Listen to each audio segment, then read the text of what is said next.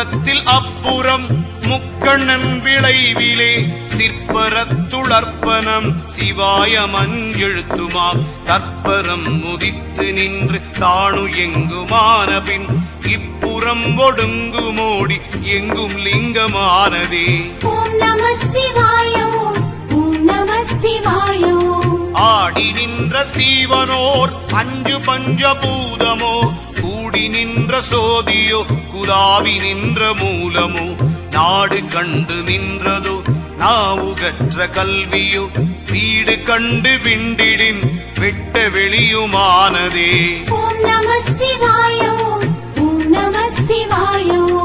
ஒரு தரித்த போது சீவன் ஒக்க நின்ற உண்மையும் திருத்தமுள்ளதொன்றிலும் சிவாய மஞ்செழுத்துமாம் இருத்து நின்று உருத்தடங்கி ஏகபோகமான பின்